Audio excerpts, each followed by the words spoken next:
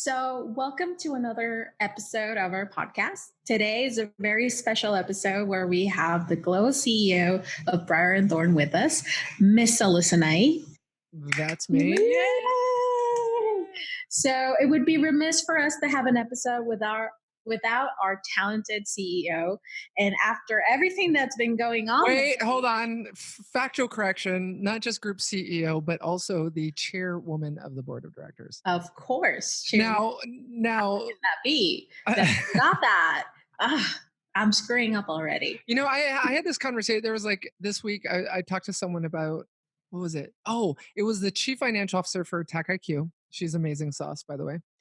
So I was talking with her, and she was the discussion of women in the boardroom came up, and there was actually very few women on boards on private companies, and it's not because the companies that don't want to put them on the board. It's that apparently, and she attested to this, that women don't really want to sit on board of directors for private companies. They'd rather sit on the boards for public companies, which makes total sense. Like if I had to choose between a board for a private company and a board for a public company, I'm going to sit on the board for a public company. You know, I mean, it just has more clout. But of course, yeah, I mean, it's like, you know, startup versus a publicly traded company. That's a huge difference.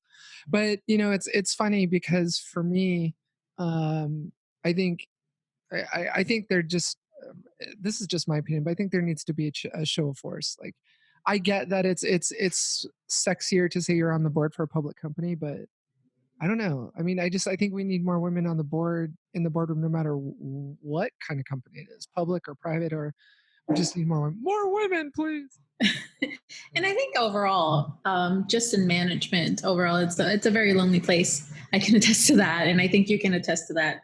Mm-hmm. And I know that you're accustomed usually being on the other side and doing all the questions, so this might be a little bit odd. This is weird. I almost want to completely hijack this podcast and take over and start asking you questions. I know. That's fine. That's cool. So now it's my turn to ask you questions. Yeah. So I will shut up and answer questions. Hopefully. I will not hijack the podcast. Hopefully, otherwise it would be a very boring podcast. So hopefully you'll answer our questions and make for an interesting podcast. So I know you've been very busy. I don't know, for a lot of people, we've seen a lot of articles of you floating around, dark reading. I've heard a lot of Forbes buzzing, and there's been a lot of going on in your life, and particularly around some research that you did in regards to some banking apps. So you want to share a little bit about that and how you came about this. So how did it start? I'm an evil hacker and I hacked 30 banks.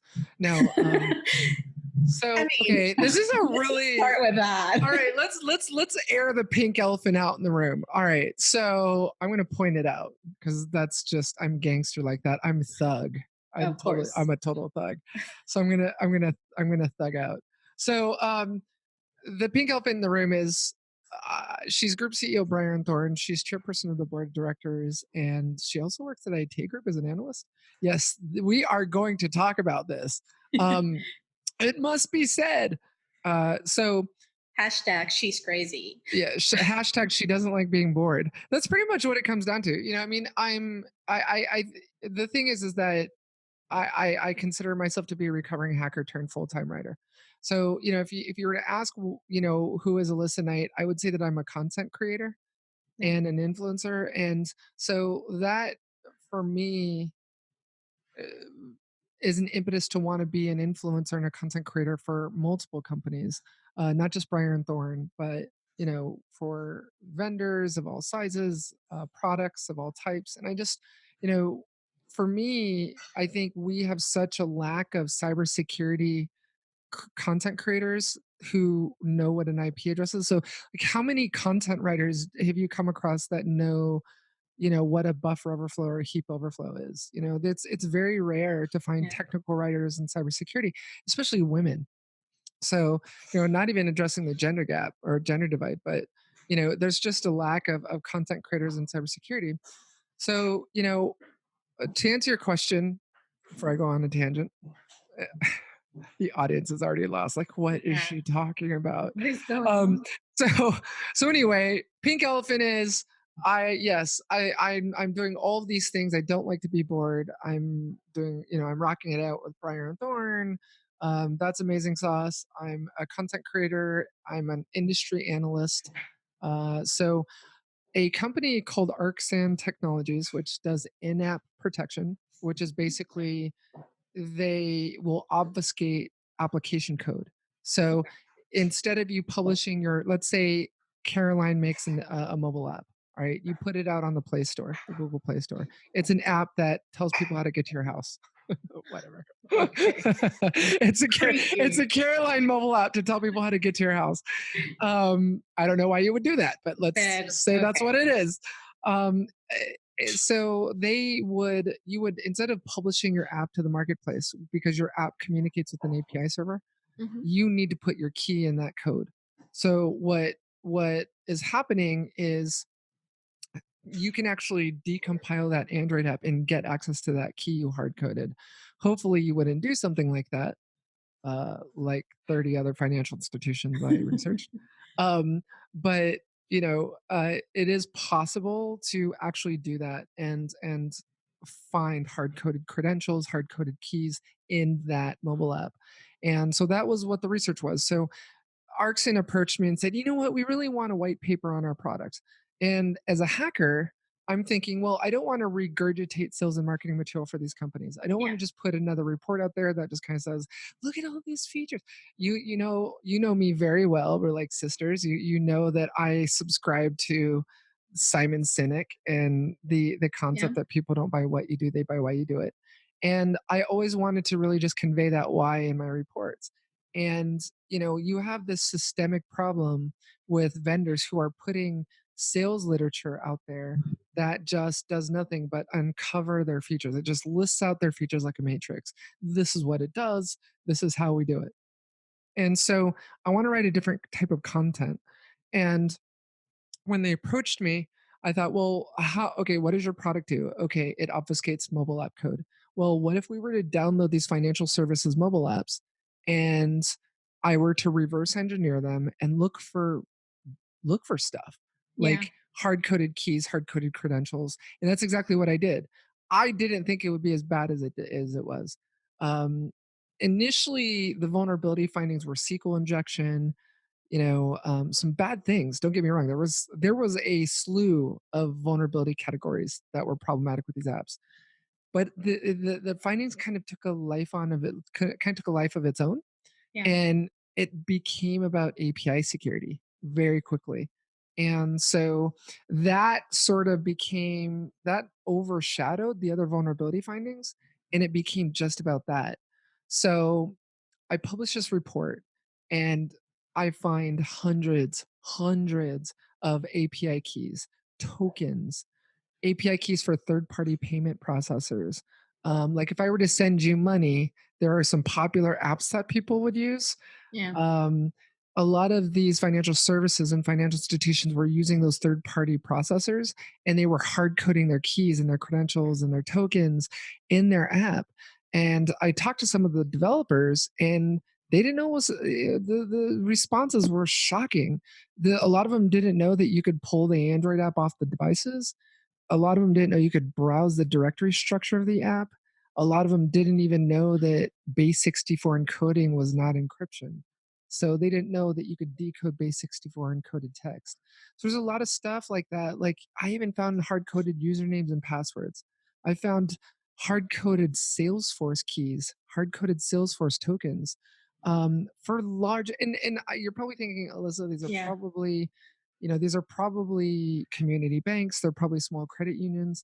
These are multinational corporations. These are banks with billions of dollars in assets under management. And I got the list of targets of victims off of a Wikipedia article, which was the top 100 banks in the world. And that was where I got the list from. So it was staggering. The findings were staggering. Yeah, definitely. I mean, you could see by the results. I mean, since you published that article, it's been nonstop. I went viral. I went viral. No, it was funny. So I got invited to speak at all these conferences. So I went to Tokyo. I went to Amsterdam. I got invited to Amsterdam, but I didn't go. Uh, I was done. Okay. I'm gonna show you guys something. All right, we're gonna blur this out. I'm totally gonna do this. Diamond status, baby. Diamond status on Delta. I finally made it. I finally made diamonds. Hopefully in post production that'll all be blurred out, Yeah, I'm and gonna blur that out. That was and we don't my Delta expose Sky Miles anything. number. We don't expose anything. Yeah. But I think ultimately there's a couple of things that you mentioned that are really interesting. So the first thing that I want to, And I went to Singapore. I spoke in Singapore. It was awesome. Sorry. which I is went obviously, everywhere. I went everywhere. I went to Germany, Tokyo, Singapore, and I think New that York. speaks to I had my first New York hot dog. how relatable it is, or how much impact those findings had across the world and into a lot of companies. And I think one of the things that it's important to note is how you deciphered how you were going to approach this whole endeavor. What was your scope, and how you deciphered who you were going to target, quote unquote. Yeah, I mean, I don't know. I can't think of 30 international banks. So I definitely had to use that list from Wikipedia. Yeah. So I pulled this list of the top 100 financial institutions. And now you need to understand financial services covers multiple verticals, Exactly. right? So financial services is a horizontal market. Within it are verticals. So you've got banking, you've got insurance, you've got stock trading, capital markets kind of stuff. You've got health insurance, you have car insurance, you have all these different verticals, right? So I picked several from each vertical. So they weren't all banks, but the fun stuff was definitely in the banks. Of course, it's where the juicy. Who doesn't want to target banks? I mean, come on, they're banks. I mean, high stakes, of course. I mean, the high stakes were probably in the banks. Yeah, I mean, don't get me wrong. I mean, there were devastating findings in the car insurance apps. But for me, as a breaker, I love anything dealing with money, right? Like the Bitcoin wallets. And the interesting thing when I approached the research, so to go back to your question, I approached the research with wanting to do a mix of both US and European. I didn't target any in Asia. There wasn't any particular reason. I just didn't think about it. At the time. But yeah, you would think that I don't know. I think I kind of walked into the research without any preconceived notions of, oh, the US banks are going to be the most secure, the European banks are going to be less secure. No, actually the most secure mobile app that I looked at was a German bank. So, it was, yeah, it was a very interesting study. It was it definitely, I mean, I said that in jest, but in all seriousness, it did actually go viral. It was, I did, what was it, 15 conferences all year. I'm definitely starting to smell like a hotel. I'm definitely starting to smell like an airplane. But my last conference I'm speaking at is Money 2020, and that happens next week. So I am completely done. And the neat thing is, as you know, I just recently moved to Las Vegas. So it's actually in Las Vegas. So I don't need to fly anywhere for Money 2020. Which is a good which is thing. Great. Yeah. And I think so we have the first thing, which is scoping, and then after you started doing your first findings, you start seeing that the research is taking you somewhere where you thought you weren't going to go. I mean, I think initially when you start the research, you're going to think very much like a pen tester, SQL injections, like you mentioned. This is going to be more of right, remote code execution, exactly. RCE, yeah, SSL pinning, stuff like that. And it turned out to be something completely different. At that point, when you started to see this, what are the patterns that emerged for you? What did you start to see more? And did you find that it changed from vertical to vertical, or is it just no? It was, and the thing is that I did talk to some of the developers and some of the banks. They do actually outsource. A lot of the financial institutions were outsourcing the development of their mobile apps. They don't have floors of developers. These are. It's funny because you would think that banks, because they hold money, uh, they like to spend money. They don't. They're quite That's why they frugal. have money. Uh, yeah, they don't have floors of developers, so a lot of them outsource. Yeah. And in my experience and what I learned in this research was that they'll retain an outside company to develop the mobile app. The developers will ask for a key to be able to communicate with the API server. They'll cut them a key or they'll cut them a token in some cases with no expiration date on that token. And they'll hard code it and they will publish it to the store.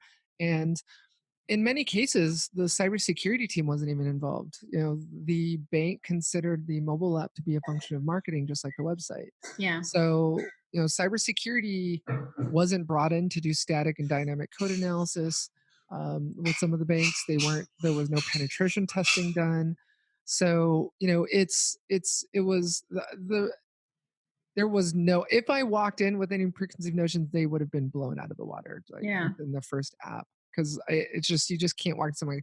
And one of the things that I did mention in a lot of the conferences when I was presenting the findings was that a lot of people think that hackers walk into research into a penetration test knowing everything about it. Like we came out of the womb knowing what how to do a remote code execution or Yeah. write a buffer flow. We don't like as ethical hackers, as penetration testers, a lot of times we walk into things not having done it before and having to figure it out as we go. And that's exactly what happened here. A lot of it was just trying to figure it out. What the hell an API was, what an API consumer was, what a JOT token was, what a bearer token is. I didn't even know what to use for an API client. Yeah. Like how do How you does send an it API work? request? Yeah, how does it work? So I had to read a lot. I had to understand. I did a lot of homework in this research.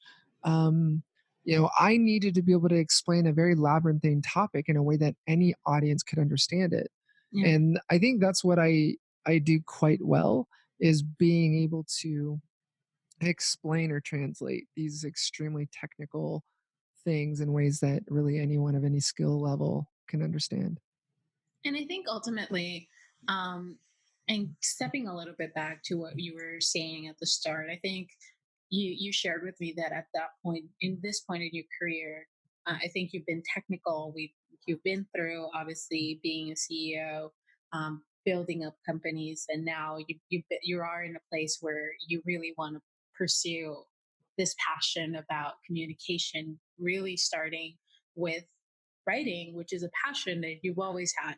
And every time that I draft You people have out of this, you have copy edited a lot of my writing. No, it's funny. We kind of started upside down. I know. Let me quickly introduce myself so the audience knows who the heck I am. Besides the fact that I'm the group CEO and yeah, chairwoman of the board of directors, and also an influencer and content creator. So I've worked in cybersecurity for 20 years. Typical Hollywood story. I started hacking when I was 13. I was arrested for hacking no government network when I was 17. They were waiting for me at my high school. When I got out of the car and arrived at school, I was arrested as soon as I. Um, it's funny. I think back to that day, and I think I kind of sensed something was wrong. Like something just didn't feel right in the quad. And I went from being this total nerd who was picked on all the time to like the coolest person in high school. It was awesome. But I like how yeah, you say it was awesome. it was awesome until they put the handcuffs on. No, but you know, so yeah, so the thing is that when I was arrested though, I was interrogated and I admitted to the crime, but I had no parents or a lawyer there, and I did not have my Miranda rights read to me. Anyway, it was a total crap show, right? So it was interesting. The district attorney of California dropped the charges. There was just I don't know if it was an election season. I don't know what was going on, but just the DA didn't want to touch this with a 10-foot pole. And I was lucky. I got off on a technicality. And so I started my first company when I was 17 and I sold it to a public company in British Columbia when I was 20. That was for $3 million on an exit. And I owned 100% of the company. I started my second startup when I was 27 and I sold it I'm sorry. I started it when I was 24, 23 or 24, and sold it when I was 27. for $5 million, and I owned 92%, 93% of that company.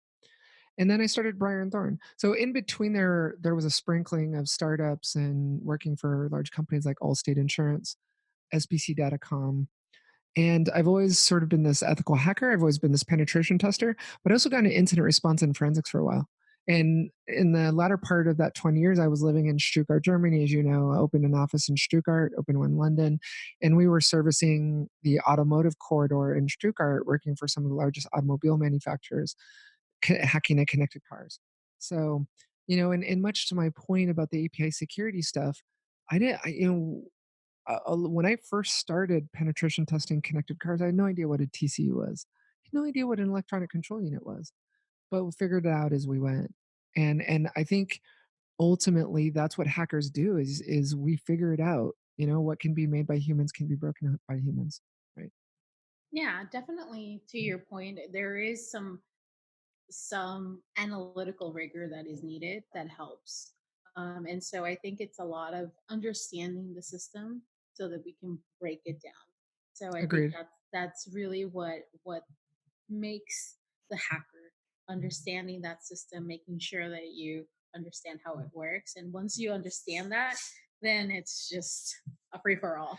Yeah, yeah. I mean, and I think even while growing up as children, we always kind of, at least my generation, we have a tendency to try and figure out how stuff worked. Yeah. Like pulling toys apart. Why does my battery drain so fast on my RC car? Like just trying to figure stuff out, trying to picture toys. And, or in my case, I always loved building Legos. And for me, so building and selling companies has always been like building Legos. And I'm a builder. I At the same time I'm a breaker, but I'm also a builder. And Yeah. one of the things that I can tell you is I'm writing a new. I don't consider myself to be writing a new chapter in my life. I'm writing a new book, and I'm very much reinventing myself. And that impetus was really driven by the fact that I just turned 40. I know that being in my 40s, I can't be in the bash shell. I can't be in the interpreter shell my whole life. Not that there's anything wrong with that, because there's some great hackers out there, great reverse engineers who are in their 40s, probably some in their 50s, Yeah. right? I just don't want to do it. I want to learn new things. I need to constantly be evolving. I need to be constantly right. And I think you and I are very kindred spirits in that regard. You're very much the same way, where you're wanting to always constantly be learning and learning new things, and I'm very much driven by that same passion. And when I feel like things are getting too stagnant, I tend to lose focus. Surprise! Like you didn't know that. And I tend to shift my focus in a different direction to be able to accommodate that learning curve and want to learn more. Now I'm getting into video production and film and editing, and I'm doing some really cool things with content creation. I just went to content marketing world, and I'm learning how to be a content creator, and I love it. I'm having a great time, And and I I think just got a new book contract actually. So which congrats on that, by the way. thank you. And just for everybody who's tuning in, it's not just any old book contract, but it's a contract with Forbes magazine. So Yes, Forbes Publishing. They publish books. I had no idea. So, and actually, not just Forbes, but I got a new book contract with Wiley. So as well. Wiley published my first book, which was on hacking connected cars, of course. And and these new series of books are going to be on hacking APIs and hacking microservices. So we're moving away from this monolithic world of monoliths, of monolithic applications, and moving to microservices, moving to containers. You know all about this.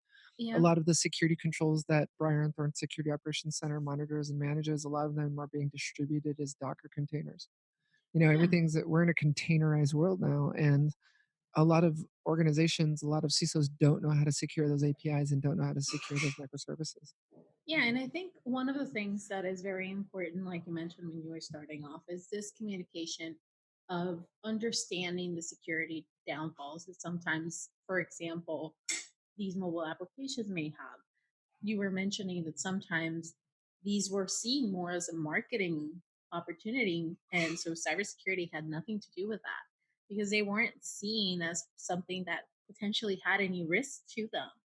And so it's important to explore that option and also just make sure that that information's out there, and also that we continue to I don't want to say educate, but we continue to make sure that we explore those options and see how those can be exploited, because if we don't do it, someone else is going to do it, and not for teaching purposes or research purposes, but for nefarious reasons. Right. No, I agree. I agree. And the thing is that unfortunately, security is still struggling to shift left. Like you have some of these API security solutions, like 42 Crunch, for example, Mhm. where they're shift left security, meaning that they're actually inserting themselves into the API development environment and warning the developers they're writing the code that they're doing something bad with their code, all the way to shift right, where it's post production, it's been deployed, and they're interdicting the API traffic and inspecting it. The solutions are kind of going all over the place, but still, we are. I think is people are still struggling to remember that security needs to shift left all the time. It Yeah. needs to be. It needs to be in the actual development of the application. It needs to not be post production. Yeah. And It's I not a think part of the design. exactly, exactly. And so it needs to be part of the design, it needs to be part of the implementation. It shouldn't be, "All right, let's build it, let's launch it, and then, we'll bring penetration testers in afterwards to pen test it." We need to send our developers to secure code training. We just need to be doing better. It can't be an afterthought anymore.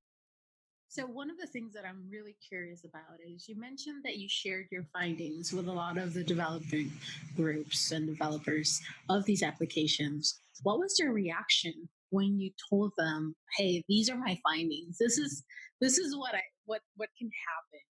What was their first reaction? What was their first reaction? The Yes. banks? The financial, yeah, so the FIs, it was interesting. A lot of them, it was very much a deer in headlights. It was like, "What do you mean you can see my directory names?" A lot of the developers, like, the one of the apps, I was so shocked. I'm still going to expensive therapy over this finding. Um, yeah, one of the financial institutions, the developers named the directory all private keys, all merged production private keys. And it was all the keys merged together into a directory and just there. it was just It was just it saying, was just there. And they weren't password encrypted. Like I could import the private keys into my keychain, and I was prompted for a password, and all I had to do was hit the enter key, and it just imported. It is and how do it's you scary. communicate that? I mean, how does that conversation go? It's definitely delicate. It's definitely a delicate situation. It's a delicate conversation, especially since IT Group is an analyst firm for the financial services industry, and most of these people are our clients. Yeah. So it's kind of like, "Sorry, we broke your mobile app, we hacked your mobile app, and shame on you. You're hard coding all this stuff. Sorry, don't be mad." It is a very delicate conversation. Of course. IT Group involved its legal counsel in the process, and we're going through responsible disclosure. It was allowed to be the process was allowed to be turned upside down because of the fact that um because of the fact that we didn't name drop any of the banks, right? So there Yeah. wasn't really this, because a lot of people will be posting on Twitter saying, "Hey, look, did you follow responsible disclosure here?" That really isn't the situation, because it's not like we put out a vulnerability advisory. It's not like we name dropped, "This is the company and they had 2 weeks to fix it and they didn't respond, so we put the advisory out anyway." This isn't So, this yeah, isn't bug track, right? This is we didn't disclose any of the financial institutions. We basically put the code out there, put the screenshots out there to prove that this was done, to prove that we're not making this up, that this is how bad it is. And hey, look, financial industry as a whole, you need to do better. yeah. Financial industry as a whole, we need you to all look at your code. We need you to all stop and take pause and think about this, because you all need to clean up. Because if you think about it, 29 out of the 30 apps, like that's horrendous, right? I mean, what is that percentage? 99%? Yeah, I was gonna say, like, what is that percentage? It's like 99%, 98%. It's not good numbers. I Yeah, can it's not good. It's not good numbers. Not good numbers. 9 out of 10, you know. So anyway, yeah, so so that was it. That was the process. It was a very delicate conversation. There were some develop. I can tell you that 2 of the apps were so bad I stopped using them. I used to send money with one of the apps. Yeah. And a lot of these apps were, like you mentioned, obviously different verticals. They were peer to peer. A lot of them were Bitcoin. Right. Yeah, different things: insurance, banks, stock trading, cryptocurrency wallets, anything in financial services. I went after. Yeah. So I think it also helps for users to see this, and also be aware of the dangers, obviously, and the risk. I wouldn't say dangers, but more often risk. Well, yeah, it's managing risk. Yeah, I get that, but I mean, you could probably even go as far to say dangerous. You know, danger, Will Robinson, danger. I see your Unencrypted token, your OAuth token with an unlimited expiration, hard coded in your app. I would definitely call that dangerous. I mean, these APIs are proxies, if you will, to backend databases of And account info, of data. I mean, you had several major banks recently that got spanked for API keys and GitHub repositories, and it's a thing. It's happening. It's a problem. it's happening. It's happening. Like This the is op-eds happening. Like, it's no, and 2019. This is just happening. looking at the look at the news. I mean, just looking at the news, this is not the first time that's happened. It'll continue to happen, and this is something that, for example, talking a little bit of doing scoping for any client, and they're talking about an application, and when we talk about mobile apps, and it's, oh yeah, but that's not in scope, and you can start seeing the whole, well, why isn't it in scope? I mean, Right. why isn't this component within We don't want to focus on that right now. We know where the bodies are buried, and you need to not look over here. You need to look over here. And yeah. Oh, we get that you found that, but that's technically not in scope. So let's go back to scope. That's scope creep. And it's more of the thing of that a lot of these companies look at these mobile applications as separate entities entirely that don't have anything to do with their applications and themselves, with their systems, with their security. And in the end, it's ultimately what dooms them, because that's where all their vulnerabilities are. Yeah. Because they're not taking care of that. Yeah, no, I agree. It's a systemic problem. It's very endemic to I think mobile app development right now across all industries. I could have focused on connected car mobile apps. I could have focused on, which that's another story. Yeah, I mean, that's very scary. Yeah, well, I mean, and your car actually communicates over GSM if it was made after 2001 or something like that, 1994 or whatever. It's got a SIM chip in it, and it communicates over APIs with OTA. So it's scary. I mean, APIs are everywhere. Biomedical devices, connected devices, IoT, smart parking meters, all communicate over APIs. APIs are everywhere. They're everywhere. They're everywhere. The average organization now runs over 620 APIs. 620. I was talking to a CISO a few weeks back, and he was telling me that he's not really kept up anymore at night over employees clicking on a link in an email or a file attachment anymore on a spearfish. It's the APIs. Where are my APIs? How many are there? Are they internet facing? Do I secure them with a WAF, a web application firewall? Yeah. Or do I secure them with an API gateway like MuleSoft or Apigee? Or do I secure them with an API security gateway like Forum Systems?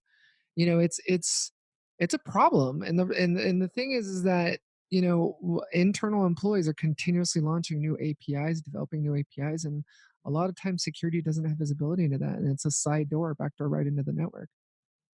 Definitely, it's another threat vector to look after, and oftentimes it's a neglected one.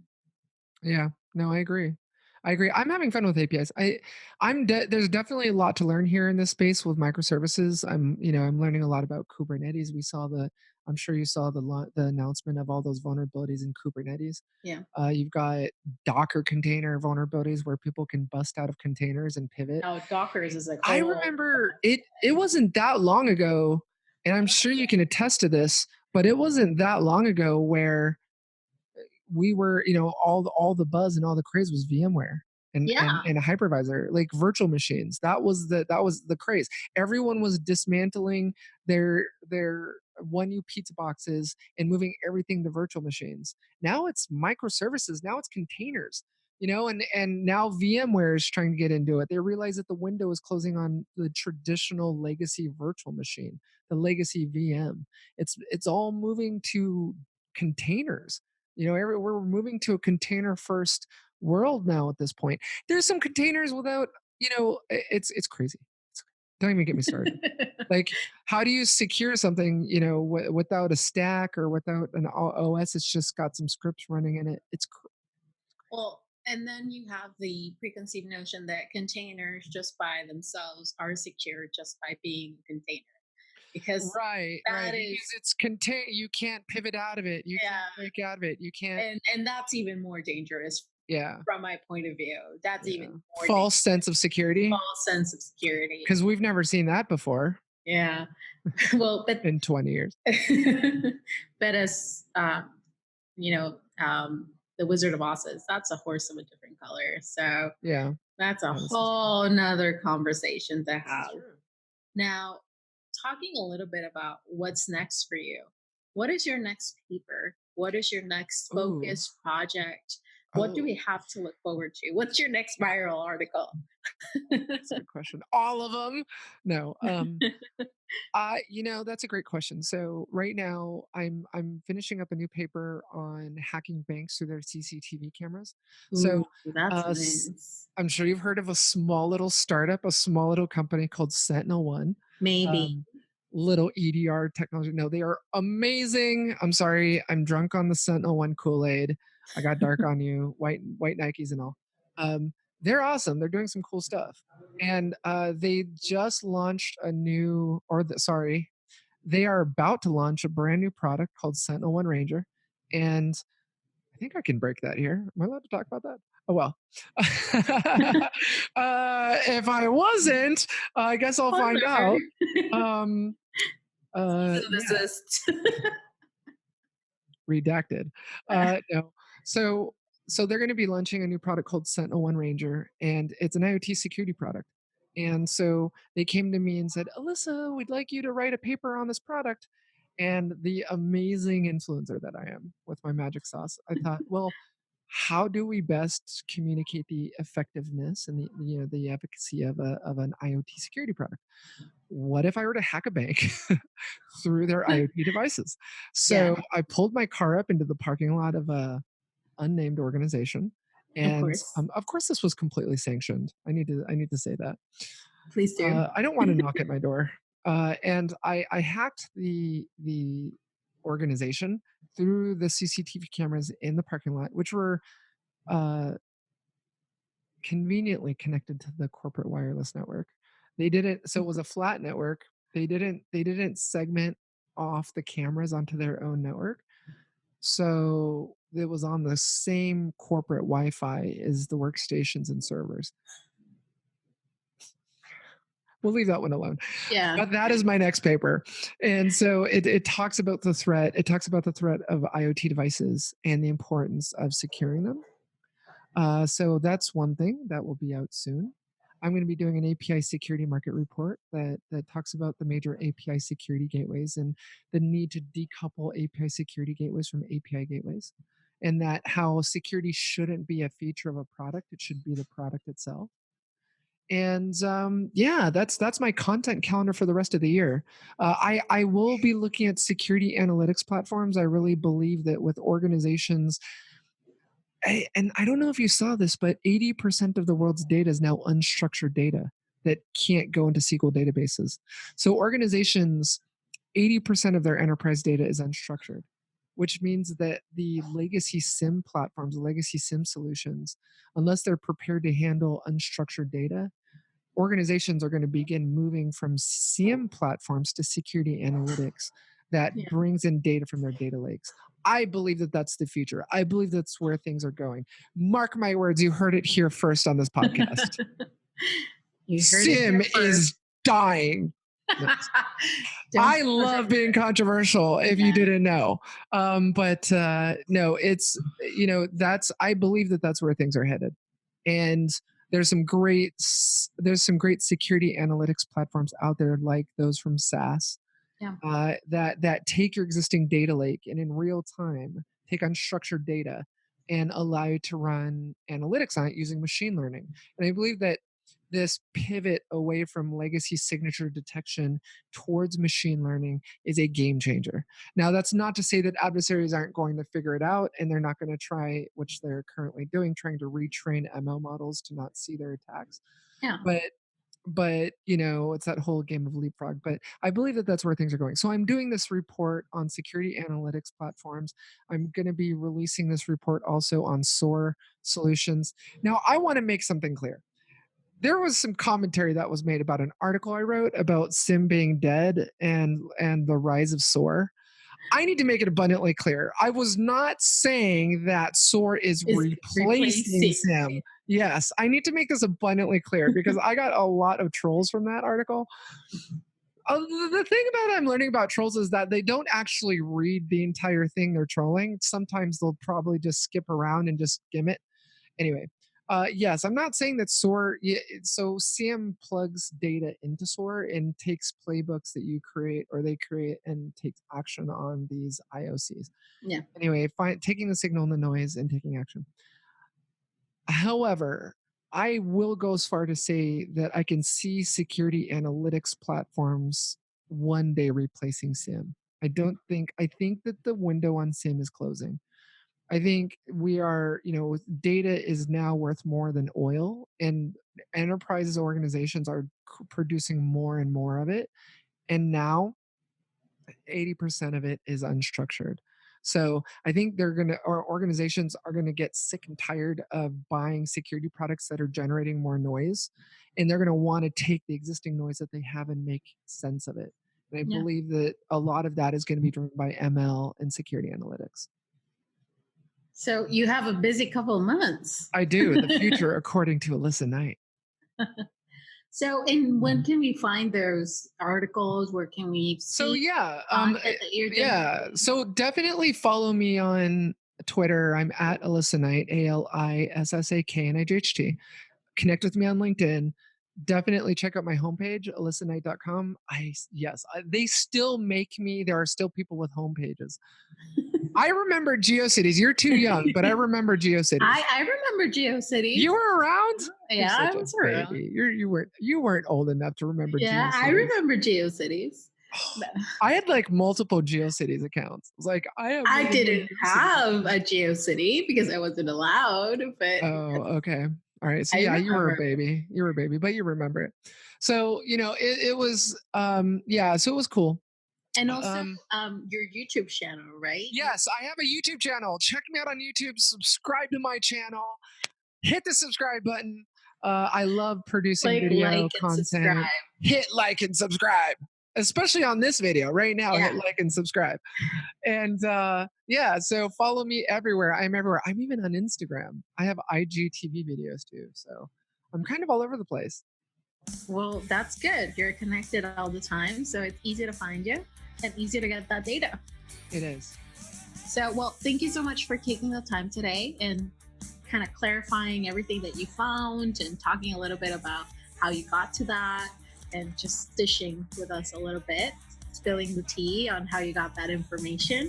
Thank you for being the first episode of our podcast.